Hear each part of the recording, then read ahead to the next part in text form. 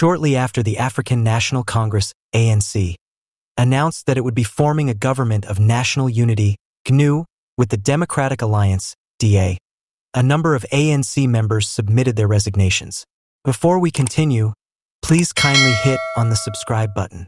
Within the ANC, there have been differing opinions on this alliance, which aims to promote cooperation between historically hostile groups. Only a few days ago, the ANC-DA partnership was announced, signaling a dramatic shift from South Africa's typical political environment. The GNU is seen as a tactic to bring disparate political groups together in order to tackle important national problems. Still, not everyone in the ANC has embraced the decision. According to ANC insiders, internal conflicts about the coalition are the main cause of the resignations. Some members believe that the ANC's identity is diluted and its long-standing beliefs are compromised by its alignment with the DA. These resignations highlight the difficulties and internal divides that the coalition agreement has worsened. Commentators on politics have pointed out the difficulties coalition politics have for party unity as well as their intricacies. Although coalitions may increase the efficacy of government and widen viewpoints, they often need concessions that threaten party cohesion. A key player in the coalition talks, President Cyril Ramaphosa, has not yet responded to the resignations. Analysts predict that in the coming days, both the ANC and the DA will need to do a careful balancing act in order to manage internal dissension while preserving coalition stability. The ANC's resignations serve as a reminder of the complex forces influencing South Africa's political destiny as it negotiates this new political landscape. More information regarding how the ANC and the DA handle dissident voices inside their respective ranks and negotiate their newly formed partnership is probably to come in the next weeks. Once again, an MK party member has disclosed that Ace Magashule, a former African National Congress Secretary General, is to take the place of expelled founding member Jabulani Khumalo.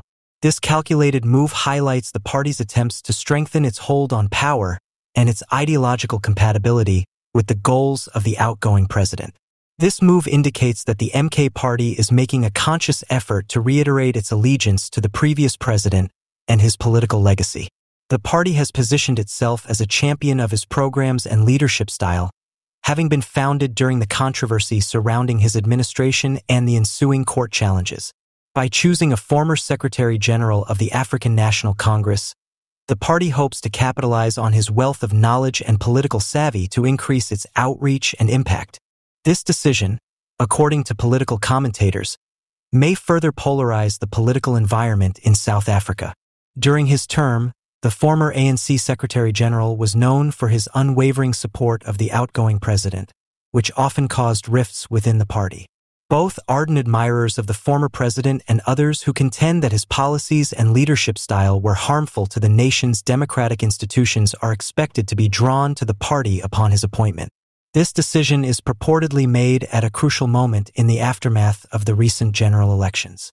It is anticipated that the appearance of a well-known political figure would energize supporters of the outgoing president and maybe win over undecided votes.